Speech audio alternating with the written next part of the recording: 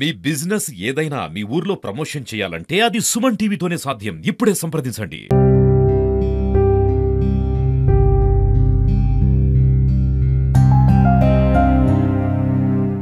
నేను ఇండియాకి వచ్చి బాడీ ఇస్తాను అనుకోలేదు సార్. ఏం సార్ మాట్లాడలేదు ఫస్ట్ సార్. మాట్లాడితే అది తీరిపోతుంది అని అంటే ఆ దేవుడే తీర్చాలా, మళ్ళీ మా అన్నని రిటర్న్ గా తీసుకొచ్చి ఇవ్వాలన్న బాధ, అట్లాంటి బాధ. ఆ బాధ నా బాధని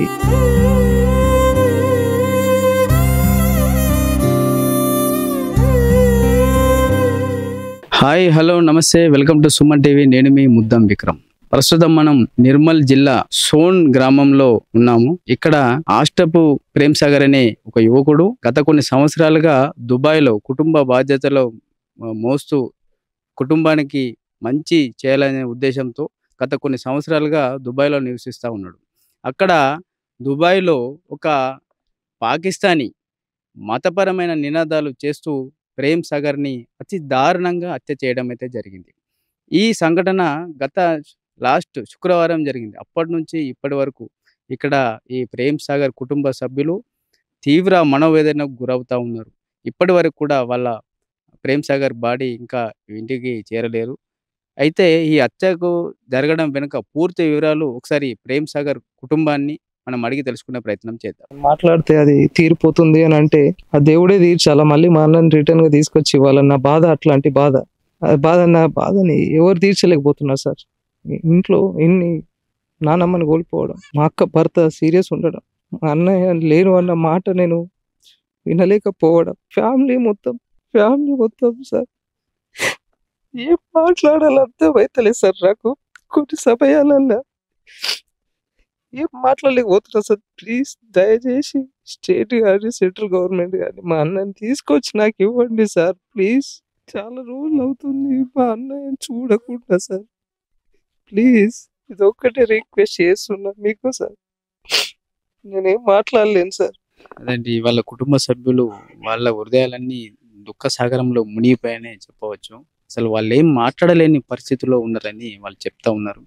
ఇప్పటికే ఎన్ని ఇన్సిడెంట్లు వాళ్ళ ఇంట్లో ఎన్ని ఇన్సిడెంట్ జరిగినా ఈ విషయాలు ఇవి కూడా ప్రేమ్ సాగర్ భార్యకు కానీ వాళ్ళ పిల్లలకు కానీ తెలియజేయకుండా వీళ్ళు జాగ్రత్త పడతా ఉన్నారు. ఎందుకంటే వాళ్ళు ఆరోగ్యరీత్యా వాళ్ళకి ఇబ్బంది ఉంది, ఇప్పుడు కానీ తెలిస్తే ఇబ్బంది అవుతుందని చెప్పేసి వాళ్ళు తెలియనియకుండా జాగ్రత్త పడతా ఉన్నారు. మరీ ముఖ్యంగా సెంట్రల్ గవర్నమెంట్ కానీ స్టేట్ గవర్నమెంట్ కానీ అతి తొందరగా ప్లీజ్ చర్యలు తీసుకొని ప్రేమ్ సాగర్ రావు గారి పార్థివ దేహాన్ని తొందర అక్కడ తెప్పిస్తే వాళ్ళు చివరి చూపులు చూసుకుంటామని తెలియజేస్తా ఉన్నారు. మనతో పాటు ఆష్టపు ప్రేమ్ సాగర్ వాళ్ళ మేనమామ పోషెట్టి గారు ఉన్నారు. ఒకసారి పోషెట్టి గారికి అడిగి తెలుసుకుందాం అసలు అక్కడ ఏం జరిగిందని పూర్తి వివరాలు మనం అడిగి తెలుసుకుందాం. సార్ నమస్తే. సార్ నమస్తే సార్, చెప్పండి సార్, ఆ రోజు ఏం జరిగింది ఒకసారి పూర్తి వివరాలు ఒకసారి చెప్పండి. దుబాయ్లో మా అల్లుడు ప్రేమ్ సాగర్కు పాకిస్తాన్కు చెందిన ముస్లిం పిల్లడు జిహాద్ అంటూ తలవారు తీసుకొని వచ్చి హత్య చేసినట్టు అక్కడ ప్రత్యక్షంగా చూసిన వారు మాకు ఫోన్ చేసి చెప్పడం జరిగింది. అక్కడ స్పాట్లో కూడా అబ్బాయి మృతి చెందినట్టు కూడా చెప్పారు. ఆ ప్రేమ్ సాగర్ అనే పిల్లడు కనీసం 6 సంవత్సరాలు అక్కడ బేకరీలో పనిచేస్తాడు. ఆల్ కుర్జు 2 షేక్ ల్యాండ్లో 3 దుబాయ్ అక్కడ చేయబట్టి 6 సంవత్సరాలు అవుతున్నది. ఆ అబ్బాయి ఇప్పటి వరకు ఎలాంటి గొడవలతోని కానీ సంబంధాలు లేకుండా చాలా హ్యాపీగా ఉండేవాడు. అతను ఈరోజు ఆ పెద్ద దిక్కును కోల్పోయిన ఆ కుటుంబీకులు చాలా రోధిస్తున్నారు. అయినా ఈ విషయాన్ని వాళ్ళ ఇంట్లో మేము చెప్పకుండా బయటనే మేనేజ్ చేస్తున్నాం. ఎందుకంటే వాళ్ళు చాలా రోజులలో చాలా ఇబ్బందులు ఎదుర్కోవాల్సిన పరిస్థితులు ఎదుర్కొంటున్నారు. ఇంటికి సంబంధించిన అల్లుడు యాక్సిడెంట్ కావడం, ఆయన కోమాలో ఆసుపత్రిలో ఉండడం, ముందే గత మంగళవారం రోజు వాళ్ళ ఇంట్లో వాళ్ళ పెద్ద మనిషి వాళ్ళ అత్తమ్మ కానీ మా బావగారి తల్లి కానీ చనిపోవడంతో ఈ 2వ సంఘటన వాళ్ళ అల్లుడిది, 3వ సంఘటన అదే రోజు వాళ్ళ కొడుకుది కావడంతో వాళ్ళు మనుషులు కాలేకపోతారన్న ఉద్దేశంతో వాళ్ళ ఇంట్లో ఈ విషయాన్ని మేము కొంచెం కప్పిపుచ్చడం జరిగింది. దయచేసి మేము ఇక్కడి నుంచి ఎంతో ఫోర్స్ చేస్తున్నాము. అక్కడ ఎంబసీ వారు కానీ అక్కడి వారు కానీ ఎవరు స్పందించడం లేదు. మరి అధికారికంగా ప్రభుత్వం, కేంద్ర ప్రభుత్వం కానీ రాష్ట్ర ప్రభుత్వం కానీ చొరవ తీసుకొని రేపటికి వారం రోజులు కావస్తుంది, ఎలాంటి సమాచారం కూడా మాకు అందివ్వకుండా మేము చేసిన సమాచారానికి సమాధానం రాకుండా కూడా ఉంటుంది కాబట్టి ప్రభుత్వం తక్షణమే చర్యలు తీసుకొని మాకు కావలసిన మా ప్రేమ్ సాగర్‌ని ఆ శవాన్ని మాత్రము మన ఇండియాకు తెప్పించి మాకు అప్పగించే ప్రభుత్వాన్ని ప్రాధేయపడుతున్నాం. అలాగే ఆ కుటుంబాన్ని కాపాడాల్సిన పూర్తి బాధ్యత కూడా ప్రభుత్వంపై ఉందని చెప్పి మేము మనవి చేస్తున్నాము. ఎందుకంటే ఈరోజు ఆ కుటుంబాన్ని కాపాడిన పెద్ద దిక్కు ప్రేమ్ సాగరే.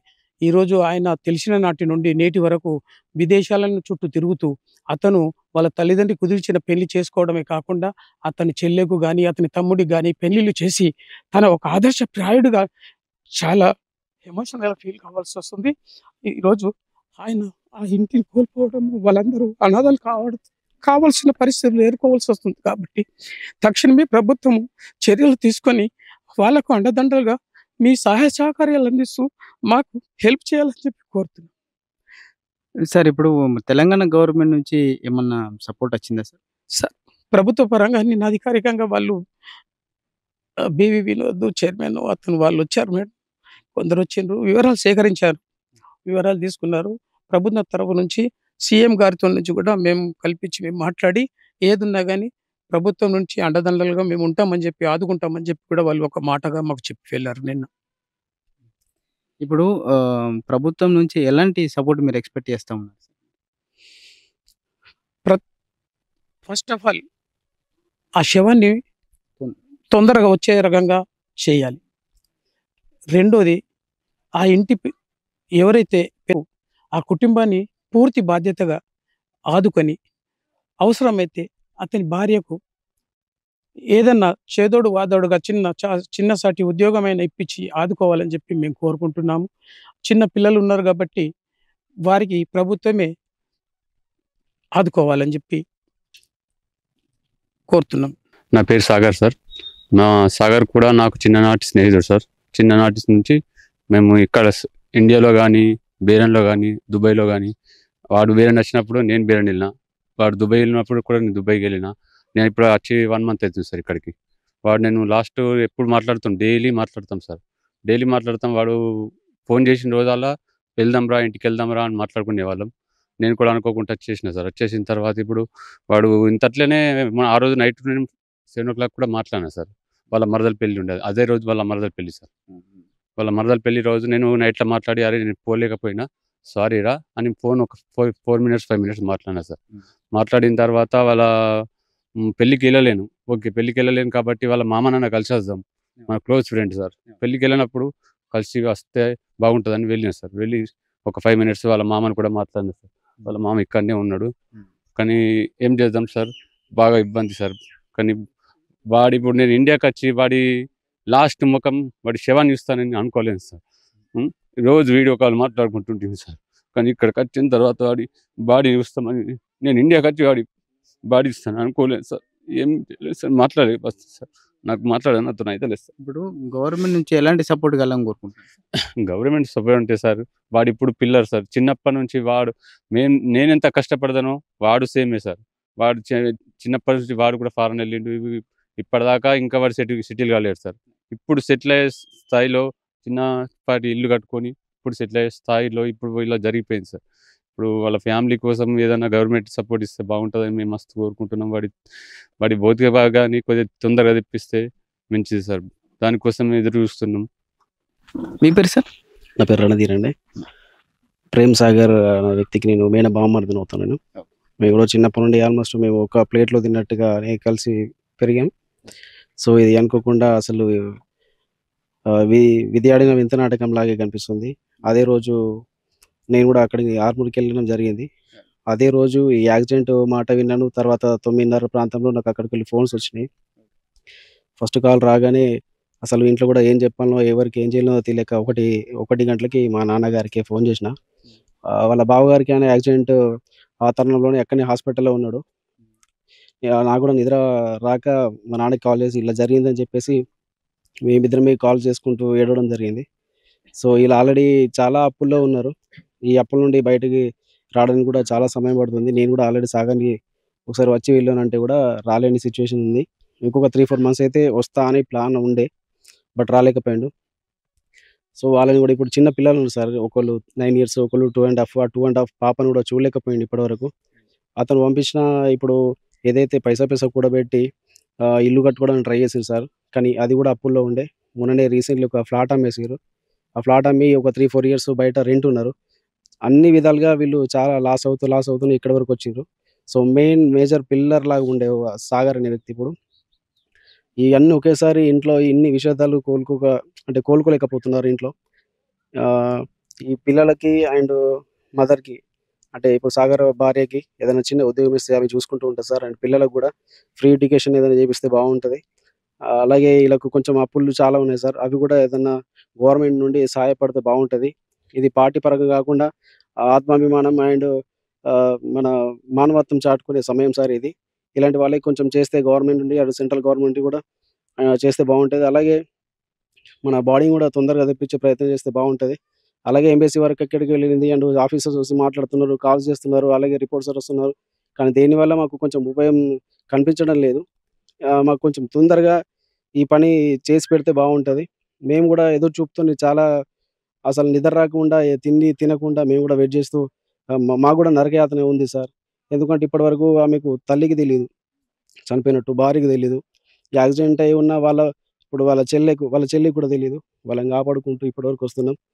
మా కష్టాన్ని కొంచెం గవర్నమెంట్ కూడా చూసి స్పందిస్తే బాగుంటుందని కోరుకుంటున్నాం. అదండి. కుటుంబ సభ్యులను పలకరించిన, వాళ్ళ ఫ్రెండ్స్‌ని పలకరించిన, ప్లస్ వాళ్ళ తమ్ముడు వీళ్ళందరూ మాట్లాడినా కూడా వాళ్ళందరూ బాధ వర్ణనాతీతమని చెప్పవచ్చు. ముఖ్యంగా ఈ చనిపోయిన విషయాన్ని వాళ్ళ భార్యకి గాని, అమ్మకి గాని, ఇక్కడ వాళ్ళ చెల్లెకి గాని తెలియనివ్వకుండా ఉంచుతూ, వాళ్ళు ఎంతో దుఃఖంలో ఉంటూ గత 10 రోజుల నుంచి ఇంట్లో జరుగుతున్న ఇన్సిడెంట్‌లకు వాళ్ళెంతో బాధపడుతున్నారనే విషయాన్ని ఇక్కడ వాళ్ళు తెలియపరుస్తా ఉన్నారు. ముఖ్యంగా చెప్పాలంటే ఈ ప్రేమ్ సాగర్ వాళ్ళ భార్యకి ప్లస్ పిల్లలకు చేదోడు వాదోడుగా గవర్నమెంట్ ఖచ్చితంగా ఉండాలని చెప్పేసి, వాళ్ళకేదన్నా ప్రేమ్ సాగర్ వాళ్ళ భార్యకి ఏదన్నా ఉద్యోగం ఇస్తే వాళ్ళు ఫర్దర్‌గా వాళ్ళ లైఫ్ కంటిన్యూ చేస్తారని చెప్పేసి, మరి ముఖ్యంగా పిల్లలకు కూడా ఎడ్యుకేషన్ విధంగా ఏదన్నా హెల్ప్ చేస్తే బాగుంటుందని చెప్పేసి వాళ్ళ కుటుంబ సభ్యులైతే తెలుపుతా ఉన్నారు. వాళ్ళ మిత్రులు కూడా ఎంతో బాధపడతా ఉన్నారు. ఇలాంటి సంఘటనలు ఎవరికి కూడా జరగద్దని చెప్పేసి భగవంతుడిని కోరుకుందామని మనం చెప్పవచ్చు. వీళ్ళ కుటుంబ సభ్యులకు, వీళ్ళ మిత్రులకు అందరికీ మానసిక ధైర్యం ఇయ్యాలని చెప్పేసి మేము సుమన్ టీవీ తరపున మేము కోరుతా ఉన్నాం.